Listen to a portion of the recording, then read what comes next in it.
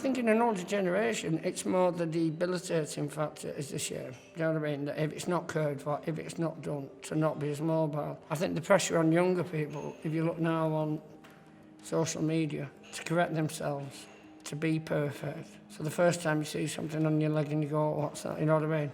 I'm less than perfect. We're all less than perfect. Be it on the outside or the inside. If it's an issue with you, find help. I don't think there's any part of us that needs to be hidden away, emotionally or physically.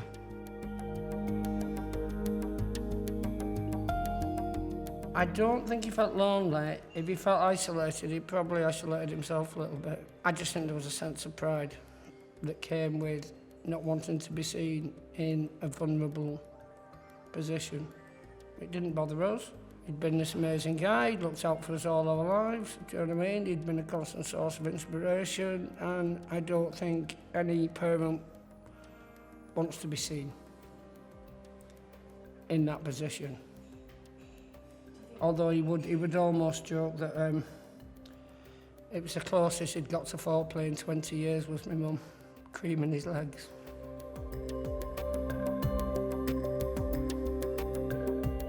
He saw this as, I'm not indestructible. Not because he was stubborn.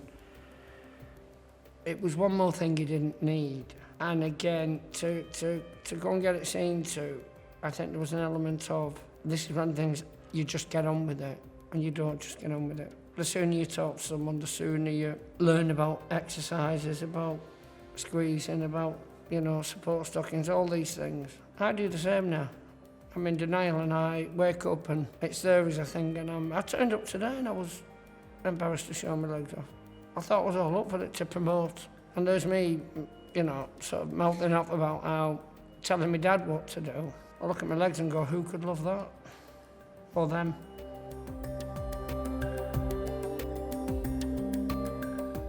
He was active. He didn't do specific exercises, which I wish we'd known more about in terms of his circulation, in terms of his legs. But he was, when he could be, always up and about. But again, it's like learning that thing of exercises you could be doing, should be doing.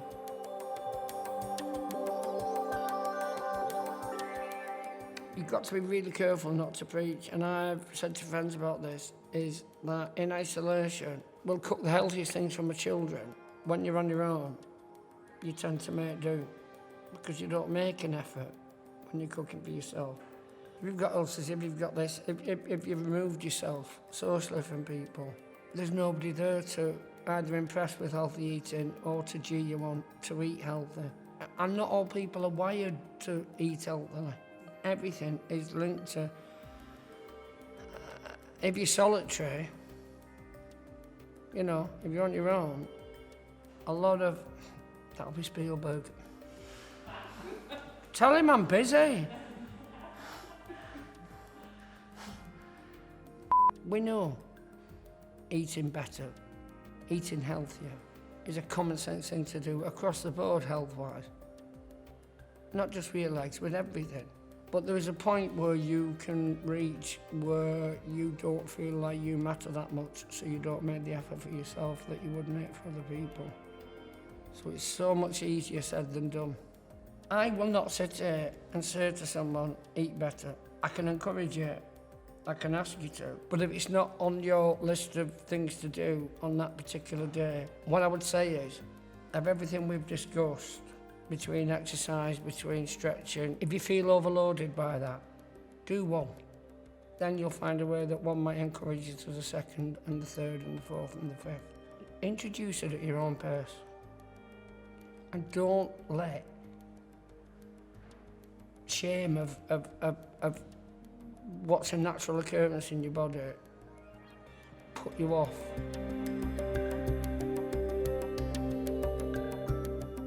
Curving up was fun, amazing. It's there, it's out there.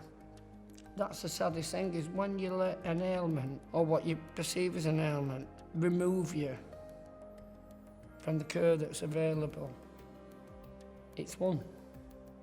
Because it will convince you that nobody wants to look at legs like that, nobody wants to do this, nobody wants to see. Maintain your social links, speak to your GP, If you're concerned, don't leave it to a point where it's debilitating, because then you really are shut off. It's phenomenal, the lack of shock horror that you realise. But ulcers, things like that, they'll fester in two places, in your leg and in your mind. And one of them you can definitely stop just by communicating. And then you can learn how to care for it, and then you can learn about exercises, then you can learn about diet, you can learn about these things. And you can do something about it. You're not going to be chased out of town with pitchforks. Just learn to share. And I think from a very stoic sort of generation, with mental health, with physical health, it's about communication. And you're not the only one.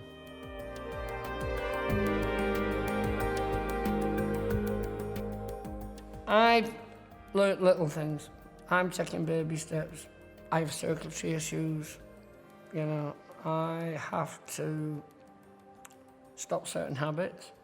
I have to get back into better habits. And under lockdown, it's been a difficult thing because it's been it's been a time to let go of some common sense because everyone's felt fed up. So I can either leave my legs as they are now or go and see my GP, continue with the exercises that I was advised. I've got to be aware of it, and what I can't do, and what I've learnt from my dad is, don't choose somewhere in the room to look at because you don't want to look at your legs, because you don't want to acknowledge what's going on. That's my thing.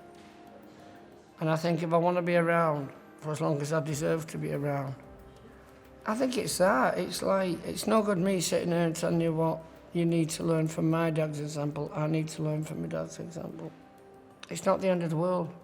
It's just the start of a different regime. And a different regime means a better quality of life.